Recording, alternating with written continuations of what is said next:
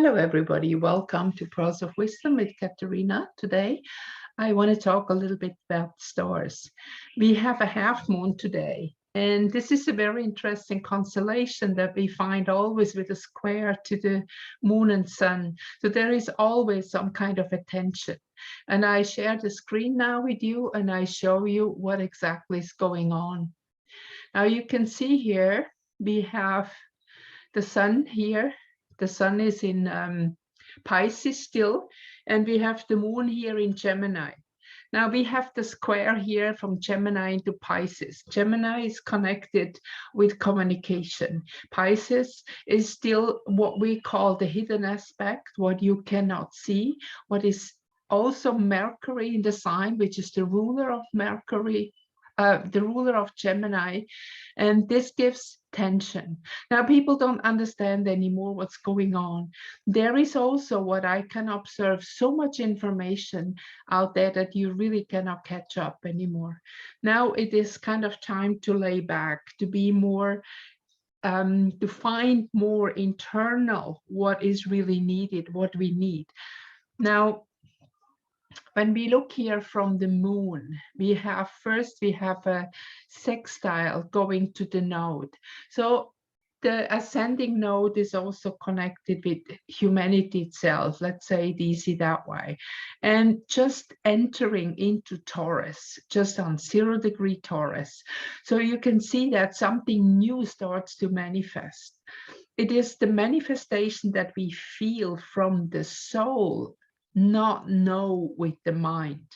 Now there is a huge difference what we know with the mind and what we feel. I mean the true feeling, and I'm not talking on emotion, which are often short-lived. So we can see that a huge shift is happening in the moment, that when the node is here in Taurus in the first degree, it shows that there is a very powerful transition. Always the first degree, remember, with the number 1, that always has something to do with a new beginning. Then the next one here, we have the square going to the sun, and that is the challenge, that is the tension, that is what we don't understand what is happening. We cannot really see what's going on because this is so difficult for us to understand. So what is happening here is that people kind of they might get angry, they might get frustrated, they are kind of maybe a little bit nervous. And a very good way to work with that challenge is to go outside, maybe to do some sport, to go hiking, to go walking. In the northern country now, we have spring coming up, which is a good season to go out, especially for the weekend. Try to get out, get in touch with a tree, hug a tree, and get in contact with nature. I've been talking about that. Remember, when you always wear shoes, there is like a layer between you and the earth. And your body, your brain is electromagnetic frequency also. And all the nerves and what work in your body is connected with a very, very low vibration of electricity. Now, if you always wear shoes, you don't have any grounding. And then when it compacts itself in your body, there is tension. So one thing that is very powerful to release the tension is to go into nature, stand barefoot on the earth, and let the earth pull all this electromagnetic energy out of your body. Very powerful, very effective. Then we have a trine. The trine is going to Neptune and Jupiter, also in Pisces. Now, see, the Jupiter wants expansion, but Neptune again asks you to not expand outside. It's not really the moment to just go and read tons of papers, watch TV the whole day. Maybe get your information that you need in the moment and then go away from it. Make it internal. Go inside of yourself. Go into a meditation if you have a chance, like maybe this weekend, go meditate somewhere. And again, it's the best way to do that is to go into nature, because the outside world will not give you anything to help you to balance. And then the next one is a 1.5 square. We have again a karmic aspect, which is going to Venus in Aquarius. Now, see, the ability to love is kind of difficult. Most people have absolutely no idea even what love is. I like to describe it more like peace. You know, the way we use the word love today, you know, I love the weather, I love ice cream, I love you. It really has become a 4-letter word. And there is no distinguish between emotional love, feeling love, or whatever it is. I love you if it becomes like really a blackmail. I love you if you're good to me, and I love you if you do this or that. It's very difficult. So with Uranus energy here in Aquarius and Uranus already here in Aries, you can see that Aquarius and Aries are supporting each other, is fire and air.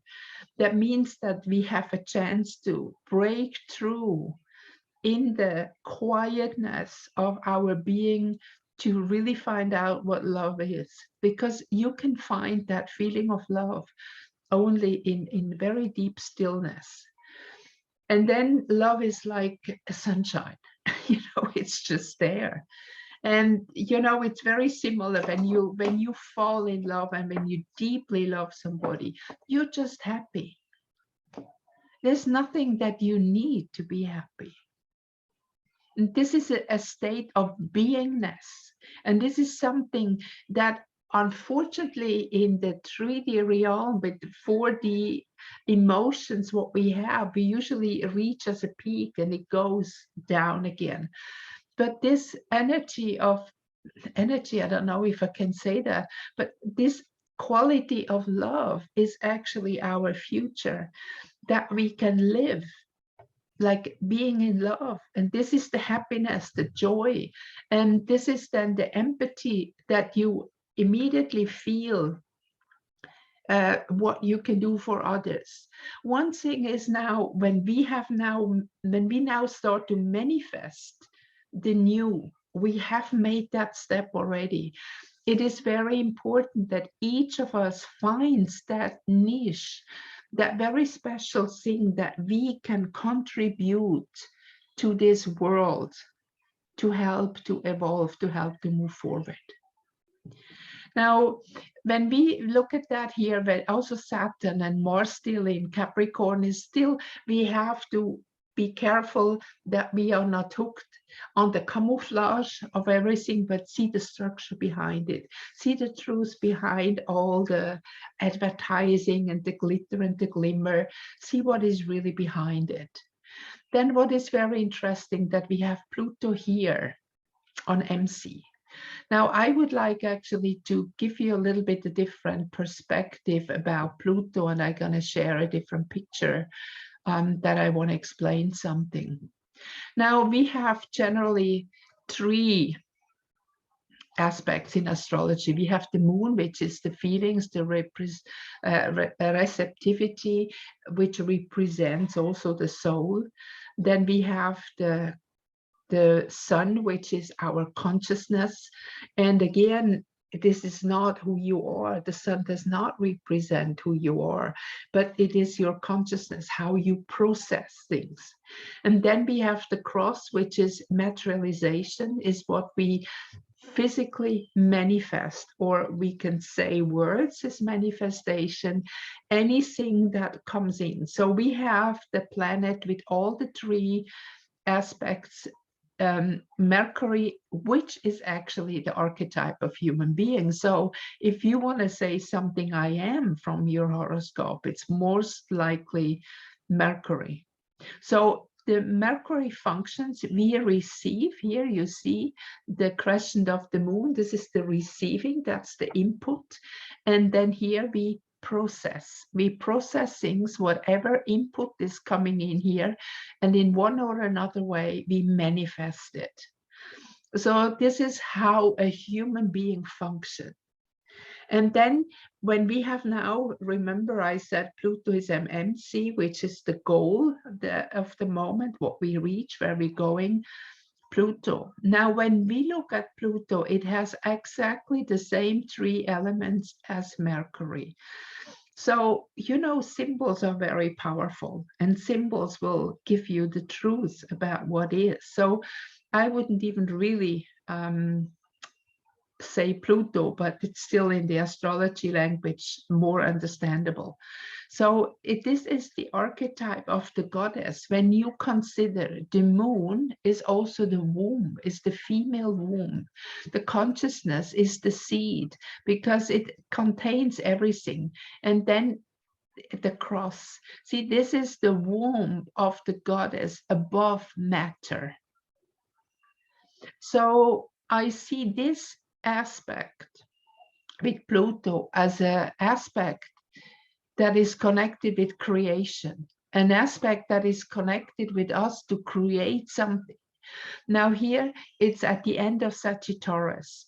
Now Sagittarius is breaking through, and you can see that breakthrough, wake up energy everywhere.